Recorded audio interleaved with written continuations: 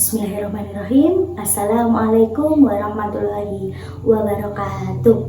Sebelumnya, perkenalkan nama saya Haryanti Nur Aini. Saya adalah mahasiswa PPG Prajabatan 2022 gelombang 1 dari Universitas Veteran Bangun Nusantara Sukoharjo.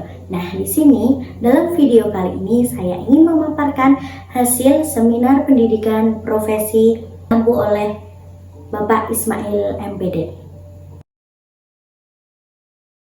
Dalam mata kuliah seminar pendidikan profesi ini, saya mengambil mata kuliah prinsip pengajaran dan asesmen yang efektif 2 di PGSD dan juga PPL 2 praktik pengalaman lapangan.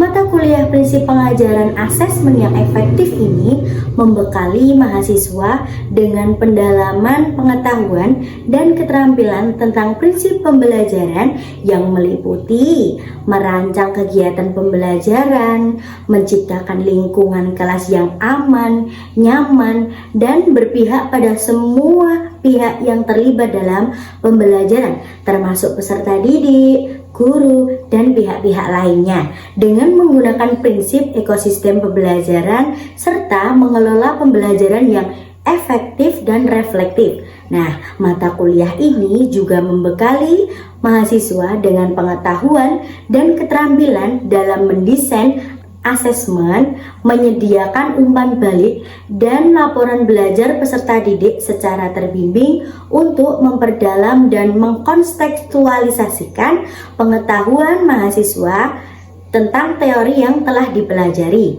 Pelaksanaan mata kuliah ini memadukan data observasi yang meliputi cara guru mengajar dan peserta didik belajar dengan kajian yang teoritis. Nah, observasi ini dilakukan oleh mahasiswa pada mata kuliah praktik pengalaman lapangan. Dengan demikian, mata kuliah prinsip pengajaran dan asesmen yang efektif ini terhubung dan bersinergi dengan mata kuliah PPL. Prinsip pengajaran dan asesmen yang efektif 2 di PGSD ini membahas mengenai yang pertama asesmen, yang kedua refleksi dan tindak lanjut, yang ketiga pendekatan teaching at the right level, dan yang keempat pendekatan culturally responsive teaching. Refleksi diri terhadap pengalaman belajar. Kemudian, refleksi saya mengenai mata kuliah prinsip pengajaran dan asesmen yang efektif 2 di PGSD ini meliputi akan 4 hal. Yang pertama, review pengalaman belajar. Yang kedua, refleksi pengalaman belajar yang dipilih. Ketiga, analisis artefak pembelajaran. Yang keempat, pembelajaran yang bermakna atau good practice.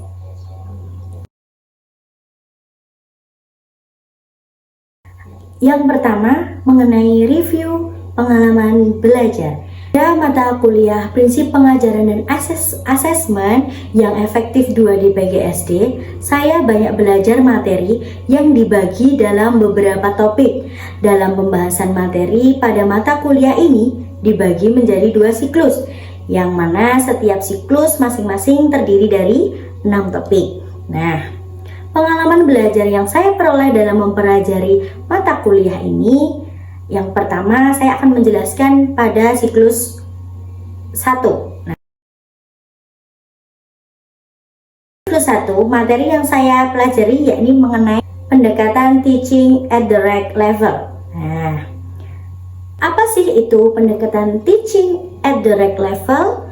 Nah, teaching at the right level atau TARL itu merupakan sebuah pendekatan pembelajaran yang tidak mengacu pada tingkat kelas, melainkan mengacu pada tingkat kemampuan dari peserta didik. Nah, salah satu aspek yang harus ada di dalam mengimplementasikan pendekatan ini yaitu kita harus sebagai guru harus memahami tentang evaluasi atau asesmen pembelajaran.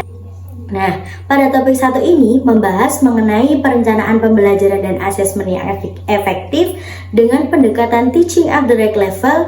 Hal ini sebagai lanjutan dari prinsip pengajaran dan asesmen pada semester 1 yang membahas tentang konsep dan langkah-langkah penyusunan perencanaan pembelajaran. Nah, apabila kita ingat tentang konsep dan langkah-langkah penyusunan perencanaan pembelajaran yang sudah kita terima di semester 1, nah di sini kita dapat menerapkan langkah-langkah tersebut, langkah-langkah dan konsep tersebut dalam menerapkan pendekatan TARL ini. Pada topik 2 ini membahas mengenai penyusunan perangkat pembelajaran dengan pendekatan teaching at the right level secara berkelompok. Kemudian kita mempresentasikannya lalu mendapatkan masukan dan kelompok yang lain atau teman sejawat dan dosen pembimbing. Nah, dari masukan-masukan inilah nanti yang akan jadi acuan kita, yang akan menjadi perbaikan kita untuk melanjutkan ke level berikutnya. Pada topik 3 ini terdapat kegiatan alur merdeka demonstrasi kontekstual. Nah, pada kegiatan ini yaitu mencermati perangkat pembelajaran sesuai dengan pendekatan TARL tadi. Nah, seperti yang sudah dijelaskan bahwasanya TARL itu adalah pendekatan yang mengacu pada tingkat kemampuan peserta didik. Nah, sehingga kita sebagai guru dapat menyuguhkan kegiatan pembelajaran yang sesuai dengan tujuan pembelajaran. Hal ini bertujuan supaya peserta didik dapat menguasai materi ajar yang disampaikan oleh guru, proses pembelajaran yang berjalan efektif dan efisien, serta kita dapat mengetahui tujuan pembelajaran sudah tercapai atau belum. Nah, kemudian di topik 4, pada topik 4 ini terdapat kegiatan merefleksi terhadap perangkat pembelajaran dengan pendekatan teaching at the right level yang telah disusun pada topik sebelumnya. Nah, merefleksikan pelaksanaan pembelajaran ini kemudian membuat alternatif perbaikan terhadap hasil refleksian. Dalam topik 5 masih sama tentang mengevaluasi pembelajaran dan asesmen yang telah dilaksanakan di sekolah dasar. Tetapi pada topik 5 ini terdapat kegiatan untuk refleksi rencana tindak lanjut, membuat laporan dan membuat koneksi antar materi terhadap topik yang sudah dibahas. Jadi di topik 4 tadi kita mendapat apa yang harus diperbaiki. Nah, kemudian di topik 5 kita akhirnya tahu apa sih rencana tindak lanjut untuk pembelajaran kedepannya, begitu. Kemudian pengalaman belajar yang didapatkan pada topik 5 ini adalah merefleksikan pengalaman yang diperoleh saat melaksanakan kegiatan pembelajaran dengan pendekatan teaching at the right level, yaitu apa? Nah, yaitu adanya pemahaman yang lebih mendalam untuk mengetahui kebutuhan dari peserta didik. Nah, kemudian yang terakhir di siklus 1 di topik 6 yaitu mengolah penilaian hasil belajar di sekolah dasar. Nah, pengalaman belajar yang didapatkan pada topik 5 ini adalah mengolah penilaian hasil belajar yang sesuai dengan asesmen yang telah disusun pada topik sebelumnya, baik penilaian sikap, pengetahuan, maupun penilaian keterampilan. Lanjutkan ke siklus 2. Nah, pada siklus 2, materi yang saya pelajari yaitu mengenai pendekatan Culturally Responsive Teaching atau CRT. Nah, pada topik 1 ini membahas mengenai pendekatan CRT yang merupakan cabang dari pendidikan multikultural. Dapat diartikan bahwa pendekatan culturally responsive teaching ini merupakan suatu cara bagaimana menerapkan pendidikan multikultural di dalam kelas. Kemudian pada topik 2 membahas mengenai pelaksanaan pembelajaran dengan menerapkan prinsip pengajaran dan asesmen yang efektif, serta kita sebagai guru mampu untuk menciptakan lingkungan kelas yang aman, nyaman, dan berpihak pada peserta didik di sekolah dasar. Kemudian pada topik 3 terdapat kegiatan mempelajari cara untuk mengevaluasi dan asesmen yang telah dilaksanakan di sekolah. Nah, setelah diarahkan untuk mempelajari cara menyusun perangkat pembelajaran, di topik ini juga diarahkan untuk mengevaluasi perangkat pembelajaran yang telah dibuat.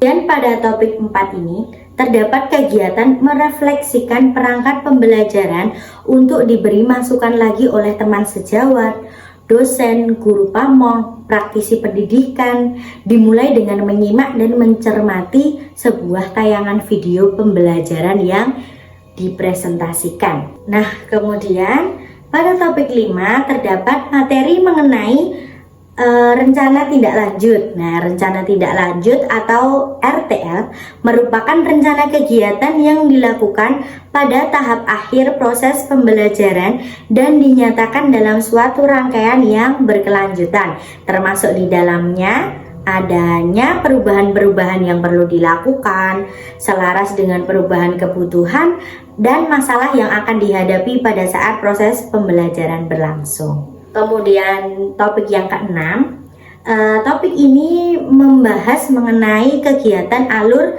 pada aksi nyata, yaitu membuat laporan hasil belajar peserta didik yang disusun untuk memberikan informasi yang bermanfaat mengenai kemampuan peserta didik kepada pihak-pihak tertentu yang berkepentingan agar turut meningkatkan kemampuan peserta didik. Nah, laporan hasil belajar ini merupakan laporan keseluruhan dari proses dan akhir pembelajaran. Laporan hasil belajar merupakan hasil dari analisis pendidik terhadap perkembangan belajar peserta didiknya. Kemudian refleksi pengalaman belajar yang dipilih. Nah, refleksi belajar yang saya pilih di sini ada 3 pertanyaan, yaitu pertanyaan yang pertama, mengapa topik tersebut penting dipelajari? Nah, pada siklus 1, menurut saya ini sangatlah penting dipelajari. Mata kuliah ini pada siklus 1 yang membahas tentang pendekatan teaching at the right level, dan di siklus 2 yang membahas tentang pendekatan culturally responsive teaching, sangat penting sekali untuk dipelajari dikarenakan pada mata kuliah ini membahas mengenai menyusun perencanaan pembelajaran dan asesmen yang efektif menggunakan 2 pendekatan tadi. Nah, kita sebagai guru harus memahami dan mengetahui mengenai pendekatan teaching at the right level dan pendekatan culturally responsive teaching sebagai pendekatan yang mengacu pada tingkat capaian atau kemampuan peserta didik.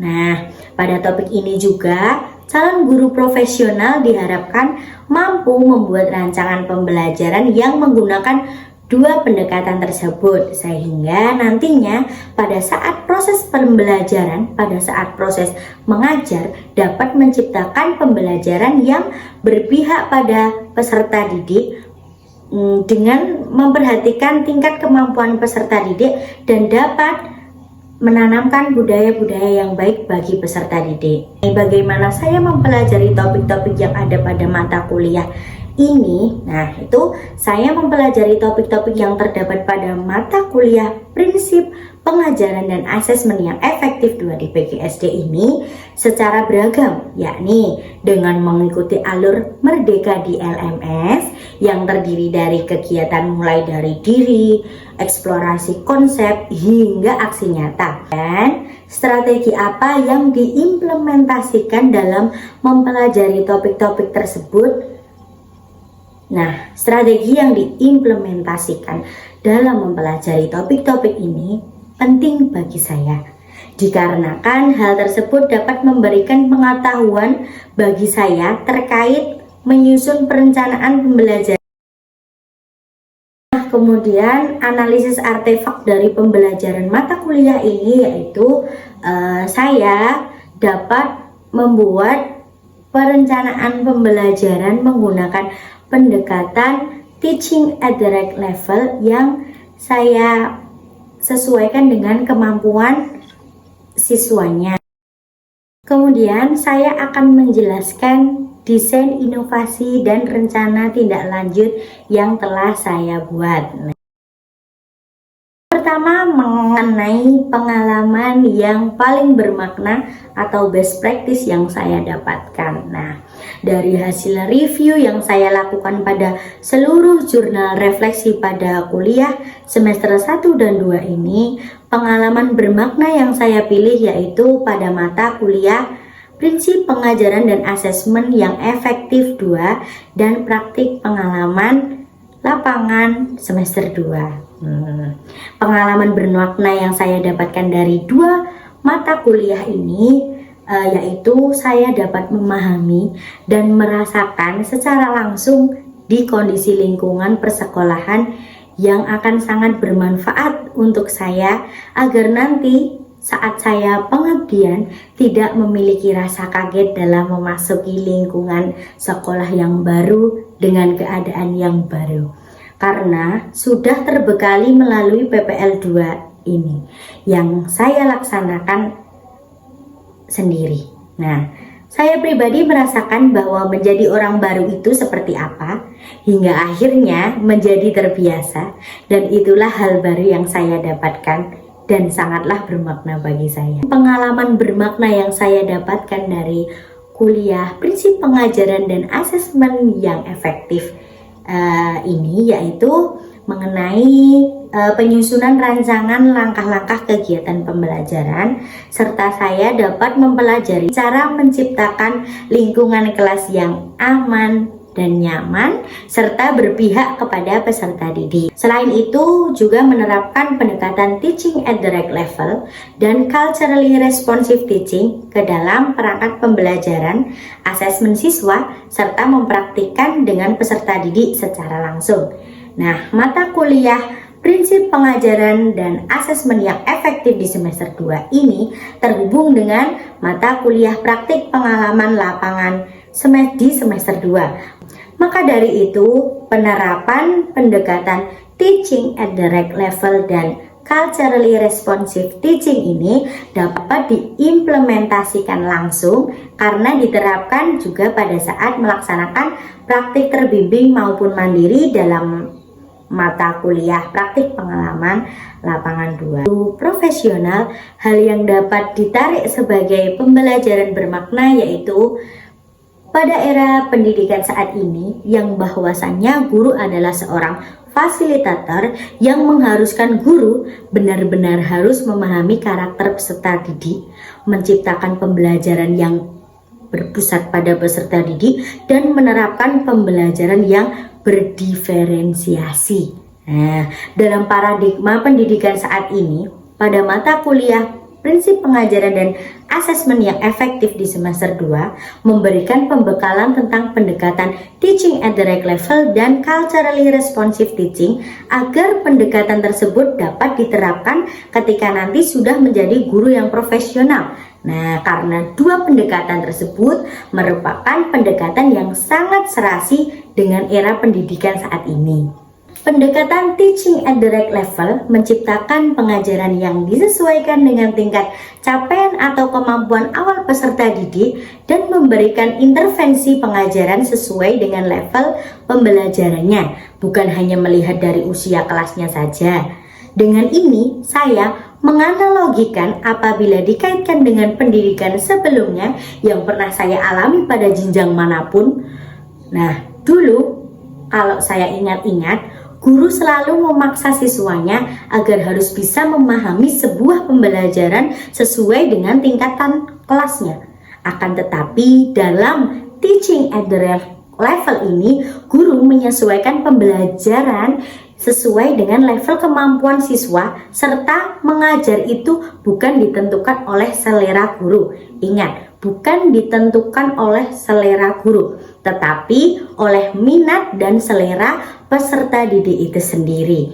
Nah, yang menjadi titik awal dari Teaching at the Right Level ini adalah diberikannya asesmen diagnostik untuk mengetahui hasil level kemampuan dan karakteristik dari peserta didiknya. Nah, kemudian hasil tersebutlah yang akan dijadikan sebagai tolak ukur dalam perancangan pembelajaran. Nah, selesai diberikan, kemudian diberikan lagi soal evaluasi yang sekiranya dapat saya lakukan nantinya, yaitu suatu saat nanti saya ingin membuat sebuah aplikasi yang dapat diinstal oleh siswa saya yang terdapat komponen teaching at the right level dan culturally responsive teaching. Nah, alasannya untuk apa? Anak generasi saat ini sudah menjadi hal biasa berdampingan dengan teknologi. Nah, maka dari itu suatu saat nanti menindaki budaya siswa yang sudah malas belajar melalui media berbentuk fisik yang akan saya buat, dan mereka bisa belajar melalui media aplikasi yang di dalamnya memuat audio dan visual.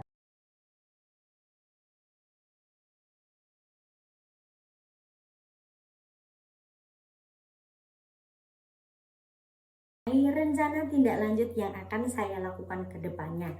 Nah, rencana tindak lanjut yang akan saya lakukan adalah membuat sebuah aplikasi terkait dengan pendekatan teaching at the right level dan culturally responsive teaching. Rencana tersebut yang pertama mengenai pendekatan teaching at the right level, saya akan membuat aplikasi pembelajaran dalam bentuk bahan ajar dan kuis untuk menarik minat siswa untuk belajar. Aplikasi pembelajaran tersebut disesuaikan dengan level kemampuan siswa yang apabila guru tidak menyesuaikan dan memberikan tes yang tidak sesuai dengan kemampuan siswa, maka pendekatan teaching at the right level ini tidak akan efektif. Nah, maka dari itu pembuatan aplikasi ini dapat saya desain sesuai dengan level kemampuan siswa.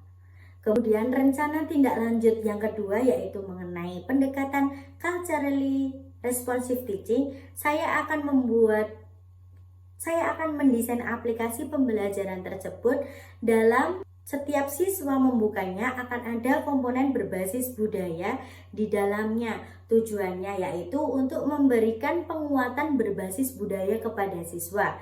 Nah, jika ada penyesuaian di tengah penggunaan yang dilakukan oleh siswa, contoh misalkan ada beberapa siswa yang sudah tidak tergolong dalam level tertentu, maka aplikasi tersebut akan diperbarui. Kemudian pastinya akan saya uji cobakan dulu untuk melihat minat siswa terhadap aplikasi tersebut. Lalu aplikasi tersebut akan saya desain dengan memasukkan biodata diri siswa dan latar belakang. Mereka akan dapat memahami satu sama lain dari keberagamannya.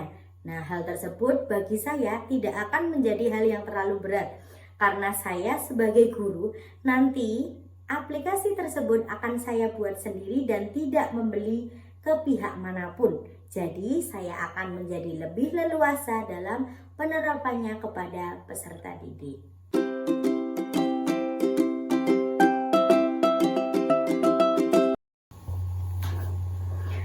Nah, untuk produk yang sudah saya coba buat yaitu tentang pendekatan teaching at the right level, bahwa sebuah aplikasinya bernama Mobile Matematika Mobile.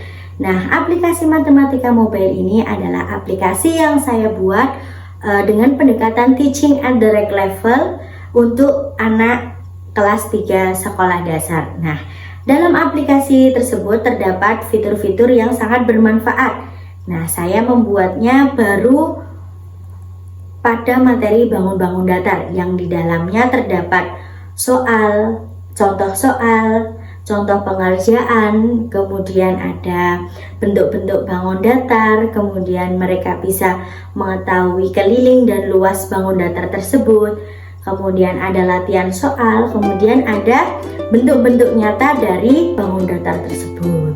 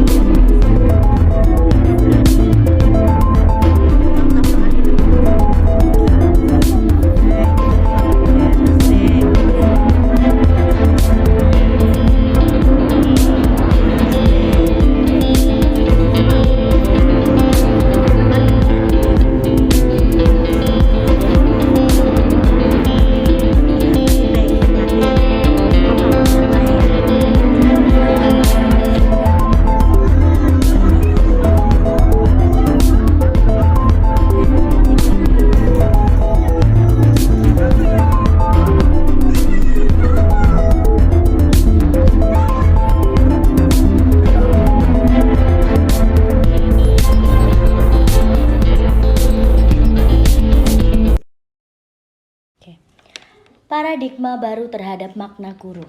Bagi saya, guru adalah seorang pengajar profesional yang digugu dan ditiru oleh peserta didik dan lingkungan masyarakat sekitar. Makna dari digugu yang berasal dari bahasa Jawa adalah peserta didik mempercayai dan meyakini apa yang disampaikan oleh seorang guru. Sedangkan ditiru, seorang guru akan menjadi contoh yang baik bagi peserta didik, mulai dari adab, akhlak, dan sopan santun. Selain itu, bagi saya, guru adalah seorang yang memiliki tugas dan tujuan untuk berupaya mencerdaskan peserta didik, mulai dari jasmani, rohani, akhlak, dan emosional.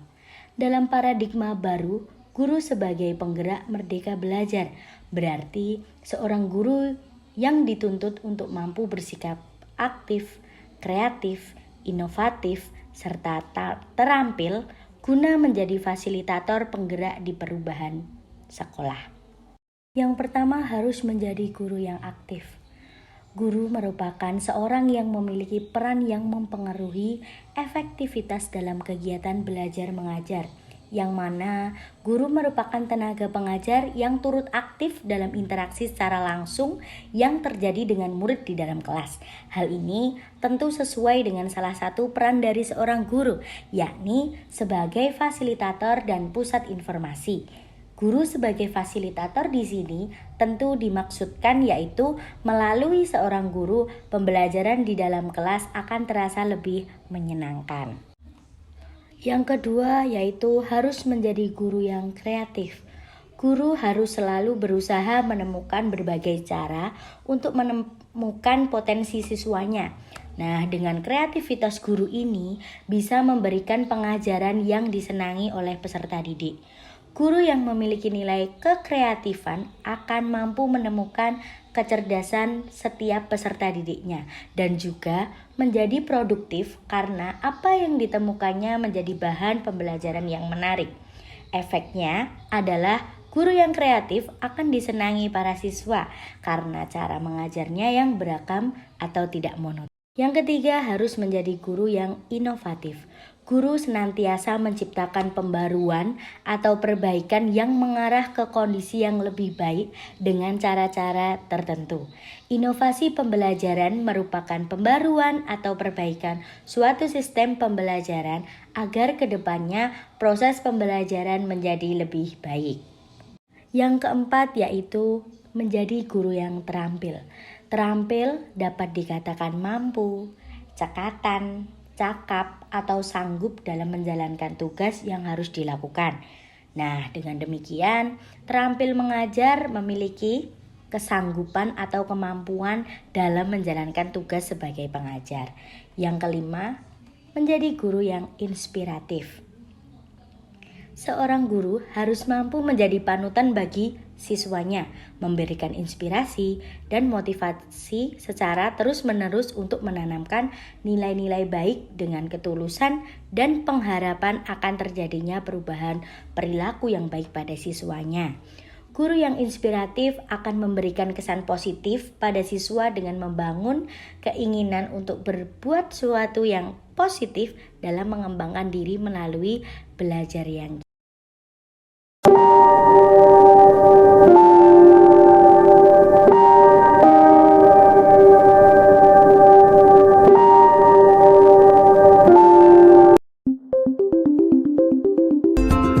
Univet Bantara Sukoharjo, Smart Choice University.